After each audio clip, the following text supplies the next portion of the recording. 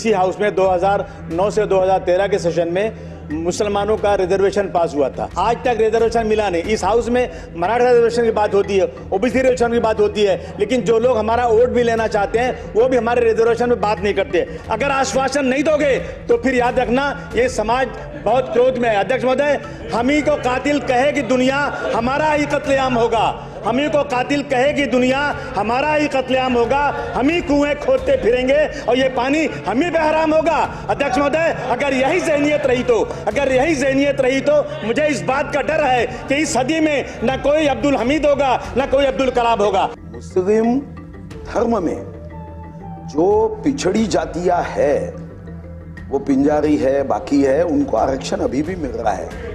अपने संविधान में धर्म के आधार पे आरक्षण। साहब धन्यवाद अध्यक्ष महोदय, मैं धन्यवाद करता हूं आपका, आपने मुझे बोलने का अवसर दिया। अध्यक्ष महोदय, इसी हाउस में महाराष्ट्र के विधानसभा में इसी हाउस में 2009 से 2013 के सेशन में मुसलमानों का रिजर्वेशन पास हुआ था। अध्यक्ष महोदय, वो रिजर्वेशन जब पास हुआ तो सब कुछ देख भाल के हुआ था कि कौन से कैटेगरी में हो सकता है, कौन से कैटेगरी में नहीं हो सकता।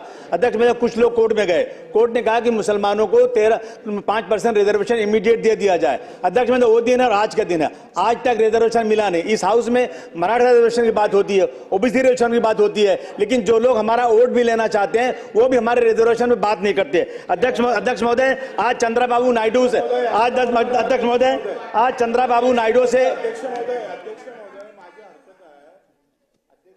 अब्बू आझमीजी काय म्हणतात का काँग्रेस आणि राष्ट्रवादी वोट घेतं पण ते बोलत नाही याच्यावर, तर बोललं पाहिजे ना त्यांनी। अध्यक्ष महोदय, आज चंद्रबाबू नायडू नीतीश कुमार से अलायंस है, वो बीजेपी के साथ में, और वहां पे अध्यक्ष महोदय वो रिजर्वेशन दे रहे हैं। अध्यक्ष महोदय, नीतीश कुमार रिजर्वेशन दे रहे हैं सर, बिहार में रिजर्वेशन है, कर्नाटक में रिजर्वेशन है। कौन सा लॉ ऐसा है कि जो महाराष्ट्र में रिजर्वेशन नहीं दे सकता? अध्यक्ष महोदय, ये बहुत बड़ी नाइंसाफी है। मैं अब ये आखिरी दिन है अध्यक्ष महोदय, कल के बाद से खत्म हो जाएगा और नया इलेक्शन होगा। आने वाले लोगों से मैं कहना चाहता हूं, अगर आश्वासन नहीं दोगे तो फिर याद रखना ये समाज बहुत क्रोध में है। अध्यक्ष महोदय, हम ही को कातिल कहे कि दुनिया हमारा ही कत्लेआम होगा, हम ही को कातिल कहे कि दुनिया हमारा ही कत्लेआम होगा, हम ही कुएं खोदते फिरेंगे और ये पानी हम ही पे हराम होगा।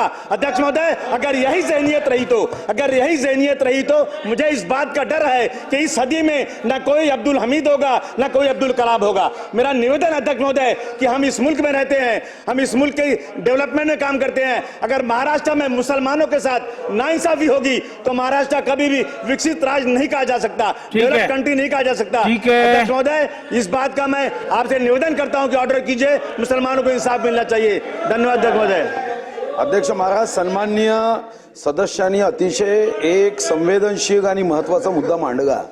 मी सन्माननीय सदस्याला हे सांगू शकतो की मुस्लिम धर्म में जो पिछड़ी जातियां है, वो पिंजारी है, बाकी है, उनको आरक्षण अभी भी मिल रहा है।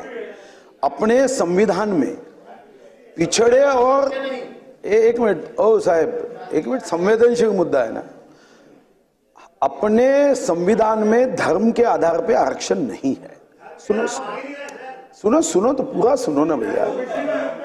इसके पहले जिन राज्यों ने मतों के लिए ऐसा आरक्षण दिया, अपने भी राज्य में यह प्रयोग हुआ था, वो सभी आरक्षण, अगर हम न्याय व्यवस्था पे और संविधान पे विश्वास रखते हैं तो कोर्ट ने बड़े स्पष्ट रूप से कहा है कि धर्म के आधार पे नहीं दिया जा सकता।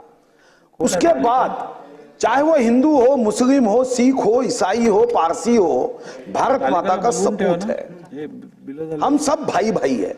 इसी आधार पे इकोनॉमिकली वीकर सेक्शन को 10% जो आरक्षण दिया गया नरेंद्र मोदी जी की सरकार ने, इसका कारण वो था कि चाहे देखो आरक्षण का आपको आवश्यकता नहीं है, मगर मुस्लिम धर्म का कोई पिछड़ा व्यक्ति होगा तो वो कोई धर्म, संविधान में धर्म को आरक्षण नहीं है तो क्या पिछड़ा रहे क्या?